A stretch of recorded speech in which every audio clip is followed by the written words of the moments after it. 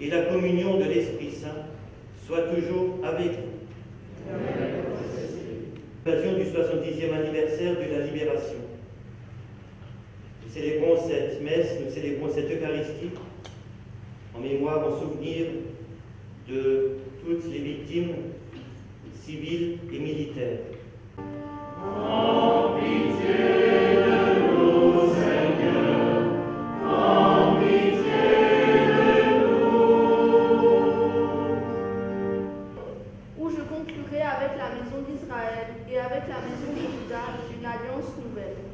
Ce ne sera pas comme l'alliance que j'ai conclue avec leur père, le jour où je les ai pris par la main pour les faire sortir du pays d'Égypte. Mon alliance, c'est eux qui l'ont rompue, alors que moi, j'étais leur maître, oracle du Seigneur.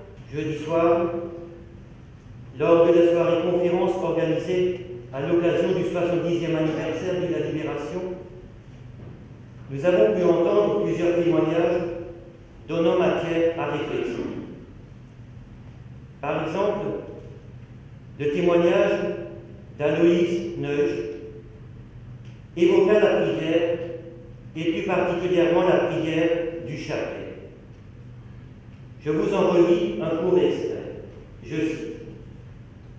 Un Polonais qui logeait chez nous et qui a déserté il y a peu de temps l'armée allemande pour se rendre aux Américains a sauvé la vache d'Aloïs Neusch.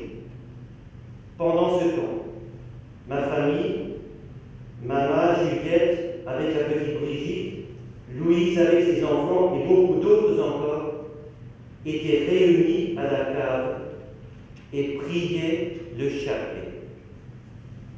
Au dehors tonnerre et tremblements, c'était atroce. Fin de citation. Ce matin, vous avez décidé de commencer ce dimanche de commémoration par une messe. Ce matin, nous portons dans notre prière toutes les victimes civiles et militaires. Et nous pensons surtout à ces hommes qui ont obéi et consenti à être appelés et envoyés en un lieu à reprendre l'ennemi, en un lieu à défendre et à respecter au nom de la liberté. En ce lieu, nous y sommes aujourd'hui libres. Mais la liberté, la vraie liberté, ne nous est pas donnée d'un coup. La liberté, on l'acquiert peu à peu, jour après jour, par bien des efforts et parfois des souffrances. Ce matin, en souvenir de cette page décisive de notre histoire, nous sommes rassemblés dans une église et nous prions pour que nous nous engagions, les uns et les autres, dans la construction de l'œuvre de paix. Car la paix, nous le savons, est fragile. Et que le Seigneur Dieu nous bénisse dans sa paix. Amen.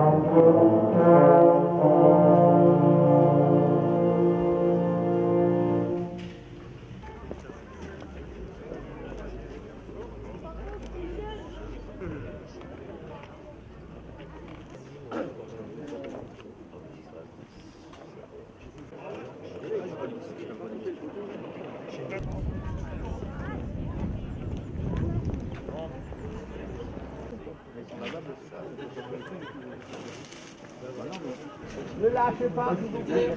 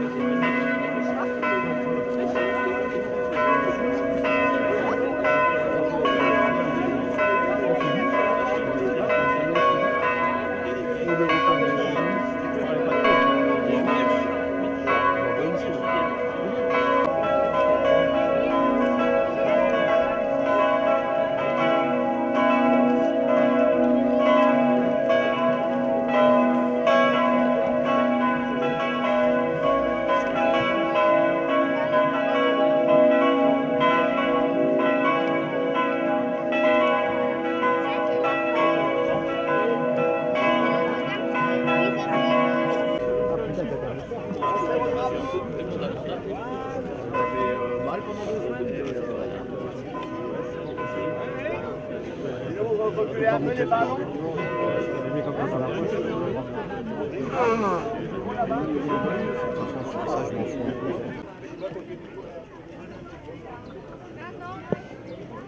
Bah, t'es pas trop les frontières là.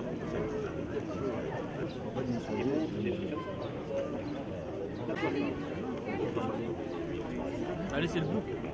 Moi, il me l'a fait enlever hier.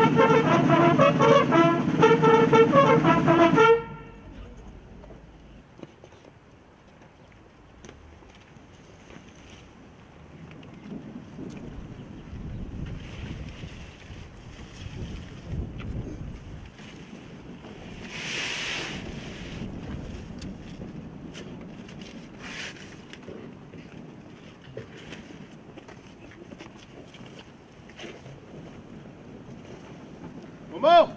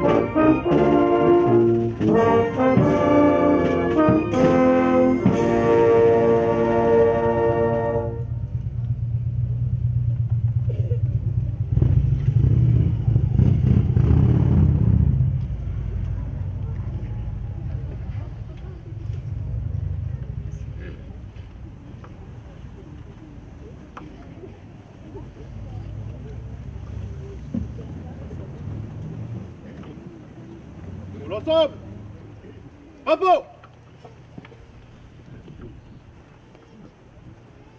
Mesdames, Messieurs, chers amis, soyez les bienvenus ce matin à notre cérémonie commémorative du 70e anniversaire de la libération de notre commune. Moment fort dans l'histoire de nos villages. Et il était de notre devoir de rendre hommage, de se souvenir de tous les acteurs qui ont participé de près ou de loin aux événements liés à la Seconde Guerre mondiale et en particulier à la libération. Il est aussi fondamental de transmettre cette histoire à nos jeunes pour qu'ils n'oublient pas cette période tragique vécue par les aïeux il y a 70 ans.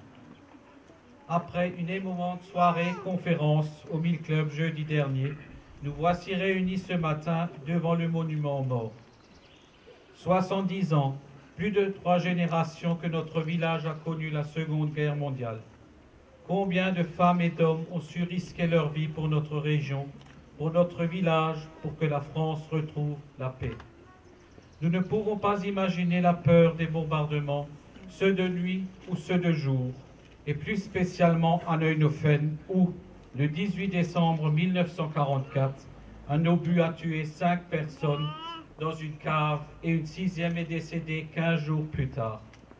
Notre commune était divisée en deux, d'un côté Dambach, libre, de l'autre côté Neuenhofen, dans un no man's land. Après-guerre, notre village étant sinistré à 80%, une longue et difficile période de déminage et reconstruction a dû commencer. C'est le 17 mars 1945, suite à l'opération Unterton, qu'enfin la commune fut définitivement libérée et que les habitants ont pu retrouver leur maison, malheureusement en grande partie détruite. Il est plus facile de faire la guerre que la paix, disait Clémenceau, il y a 100 ans. Mais aujourd'hui, c'est à nous de prouver le contraire, et c'est en transmettant à nos générations futures cette histoire que nous pouvons éviter de tels drames. Plus jamais de telles horreurs ne doivent se reproduire.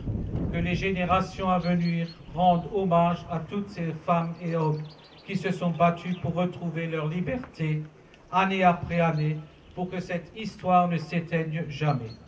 Car elle restera seul bouclier de la paix contre la guerre et la barbarie. Que ceux qui reposent désormais en paix et avec sérénité, soient honorés par tous ceux auxquels ils ont montré les chemins de la liberté et du devoir. Et je voudrais également rendre un hommage vibrant à notre soldat américain Harris Cecil, qui a été retrouvé il y a 2 ans dans notre forêt. Après 68 ans, il a enfin retrouvé son pays natal pour y reposer à tout jamais. Ce 70e anniversaire de la libération, c'est pour moi le symbole de notre hommage et de notre reconnaissance à la mémoire de celles et ceux qui ont combattu, qui n'ont pas abdiqué, mais qui ont mené le combat. À travers notre cérémonie, nous honorons la mémoire de tous ces morts héroïques, souvent anonymes, qui se sont sacrifiés, afin que notre pays, nos villages retrouvent la paix, la liberté, cette liberté sans laquelle aucun peuple ne peut vivre. Devant ce monument aux morts, pensons à ceux qui sont morts parce qu'ils voulaient que la France vive librement. Mais ce souvenir, c'est aussi savoir se tourner vers l'avenir, que cet événement reste gravé dans nos mémoires pour que demain, chacun continue de se souvenir pour que ceux qui ont fait le sacrifice de leur vie ne disparaissent pas une seconde fois d'une mort encore plus horrible, celle de l'oubli. Georges Bernanos disait « Quand on va au bout de la nuit, on rencontre une autre aurore. » Il y a 70 ans, une nouvelle aurore apparaissait, le soleil de la paix qui brille encore aujourd'hui. Et que j'espère que le rocher de l'homme et de la femme qui veille sur notre belle vallée n'auront plus à revivre de telles atrocités. Merci de votre attention et je laisse la parole à notre député, M. Frédéric Reiss.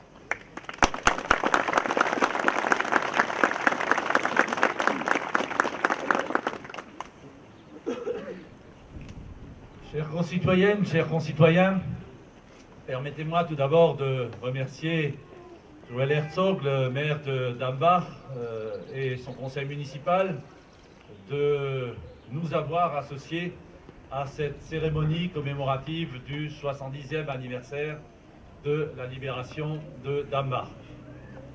Je m'associe aux salutations qui ont été faites excellemment par Monsieur le maire et je salue toutes les autorités civiles, militaires, religieuses présentes ce matin. Aujourd'hui, plus que jamais, après les événements dramatiques que notre pays a connus au mois de janvier, après ce que le Danemark vient de connaître, après les récents attentats au Yémen, en Tunisie, je crois qu'il est important de commémorer ce genre d'événements. Notre devoir de mémoire doit être exemplaire et ce qui me fait particulièrement plaisir, c'est votre présence nombreuse ce matin ici à Dambach pour cette cérémonie qui montre toute l'importance qu'on y accorde. La présence nombreuse aussi des jeunes, même un dimanche, ici sur cette place, me semble tout à fait symbolique parce que si nous faisons ce devoir de mémoire, c'est aussi pour ces jeunes qui sont avec nous et pour leur dire combien la guerre est une atrocité et que nous ne voulons plus jamais vivre cela.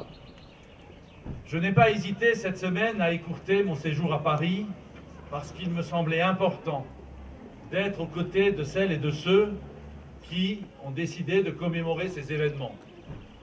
Cette libération définitive de l'Alsace du Nord a commencé le 16 mars à Haguenau pour se terminer le 19 mars à Scheibenhardt, et j'y étais, pour que nous puissions enfin vivre libres.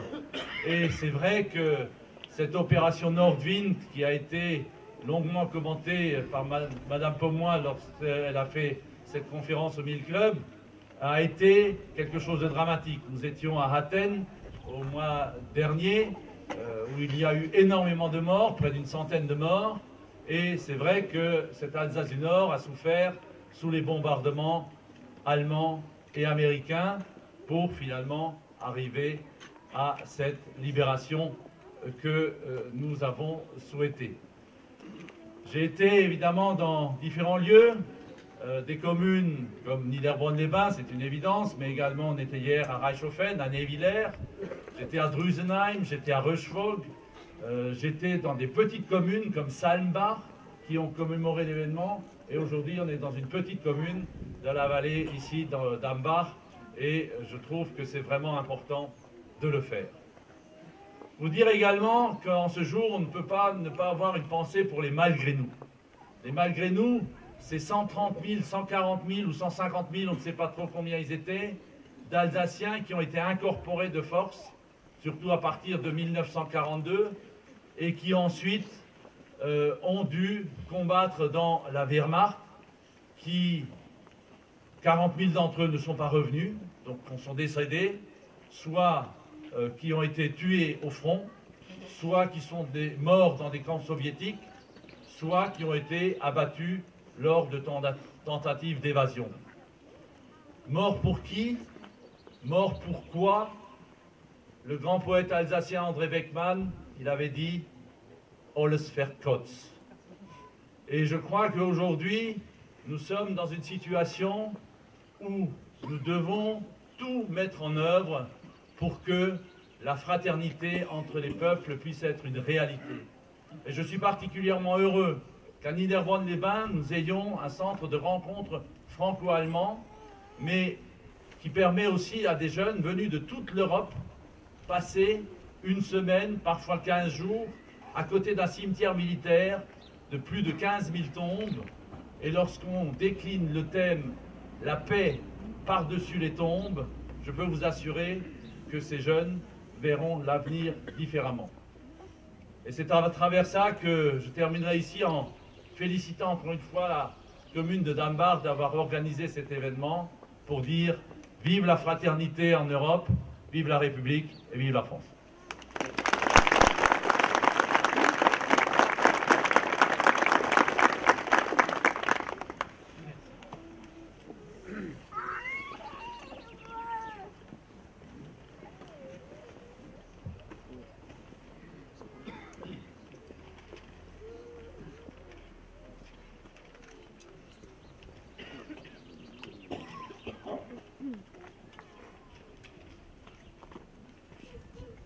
angoissante en Hainofen. Au mois d'avril 1939, le 55e régiment d'infanterie prit possession à quelques kilomètres à l'est du petit village de Hainofen. Il resta là presque 2 mois à l'orée d'une forêt de sapins, prolongée par une prairie, bordée de l'autre côté par une forêt de sapins où se tenaient les Allemands. Les nuits étaient noires comme de l'encre, et cela était surprenant, car lorsque nous étions en province, les nuits étaient belles et claires. Certains avaient peur de l'ennemi, pensant qu'il profiterait de l'obscurité de la nuit pour attaquer.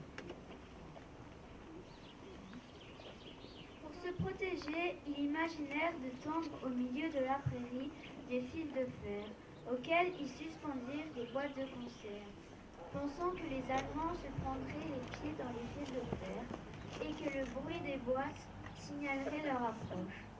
C'était une mauvaise idée, car le vent et les bêtes sauvages faisaient sans arrêt teinter les boîtes de conserve. Il y avait de temps en temps quelques tirs de mortier ou de mitrailleuses, mais on sentait bien qu'il s'agissait de manœuvres, de harcèlement. Et la plupart du temps, les hommes passaient leur temps à dormir au soleil sur les abris de rondins de sapin qui camouflaient les mitrailleuses. Un homme du village avait l'habitude d'aller se promener dans la forêt tout seul et sans armes. Revenant d'une de ses promenades, il raconta qu'il avait aperçu un groupe d'Allemands s'approchant de nous avec un engin qui ressemblait à un gros fusil. Le chef de section pensa qu'il devait s'agir d'une mitrailleuse ou d'un mortier et donna aussitôt l'ordre à tout le monde de se mettre à l'abri. Presque au même instant, la mitrailleuse se mit à tirer. Il l'avait pointée sur l'un de nos abris et les balles passaient juste au-dessus de la tête des artilleurs. Il était impossible aux hommes de se servir de leurs armes pour riposter. Encore une fois, nous l'avions échappé belle. D'après un récit de Jacques Violet.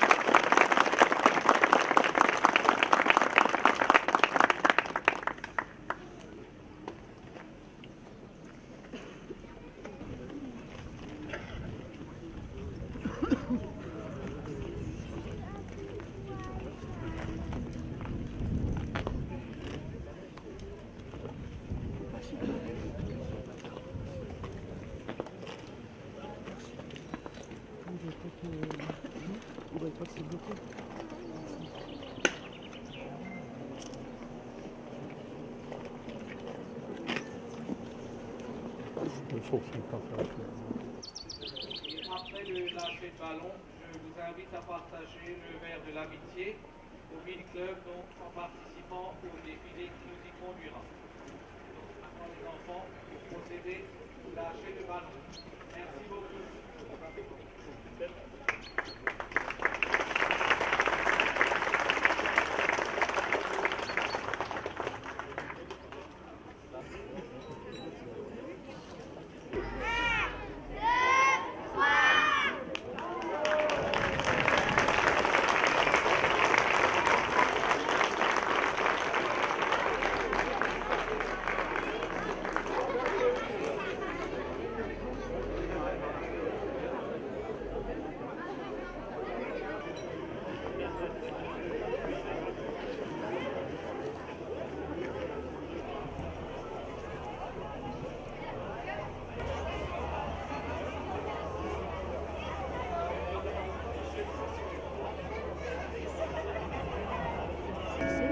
Was verkaufen die nicht hinter der Brille?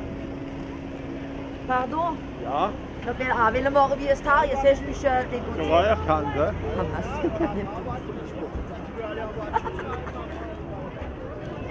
Ça va? Hein? Eh bien, ça éblouit, hein? Il n'y a plus mon choix.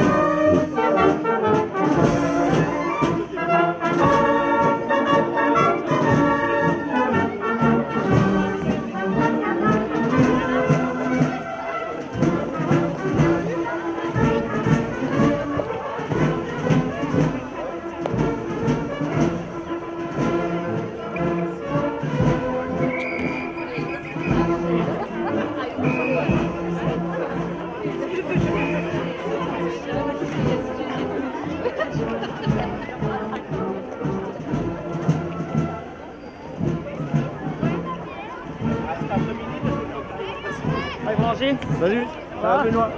C'est joli.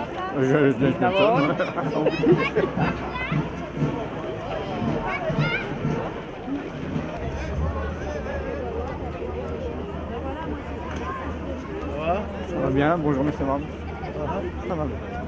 Bonjour. Bonjour, ça va? Ça va, merci. Salut.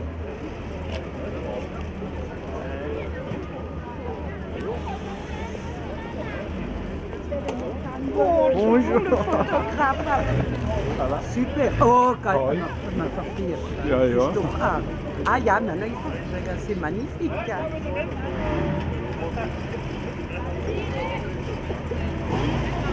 Ah, je suis d'homme.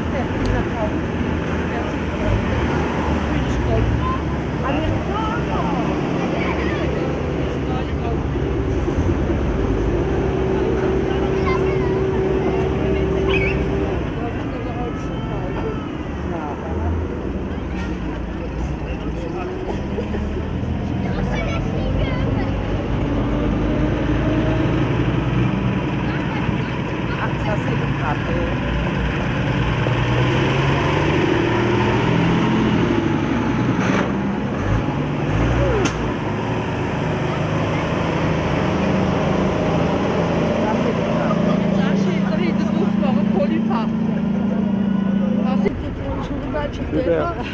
Sur TF1, ouais. Claire Chaval. Peut-être ça sera pour moi, là. C'est la couleur France 3 ou France 2.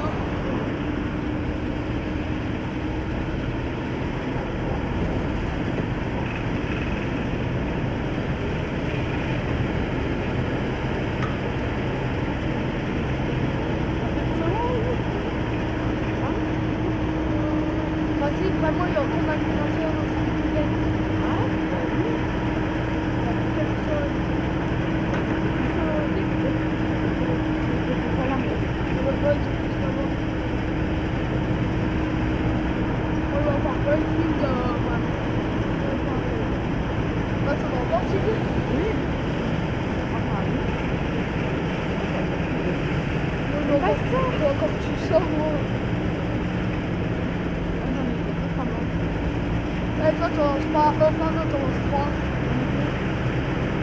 Vous êtes content d'être libre? Ouais. Content d'être français? Ouais. Ouais. Vive le chewing-gum.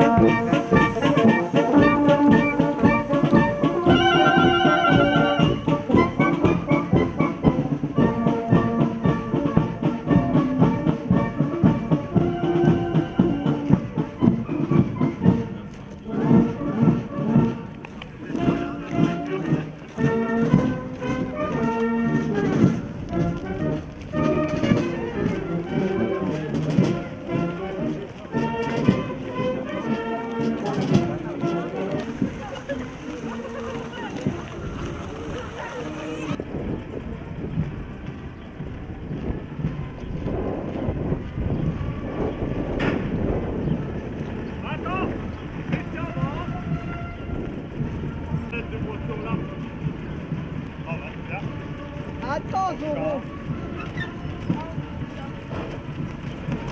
Ben, notre compteur.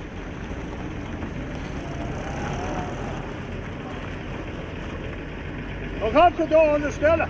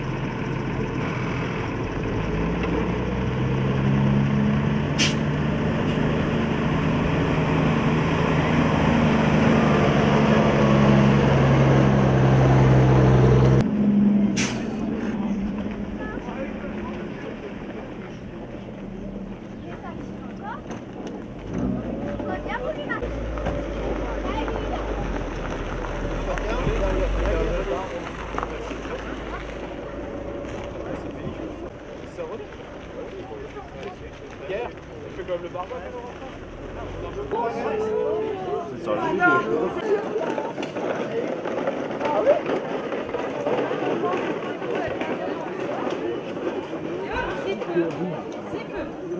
Ça va marcher, c'est ça?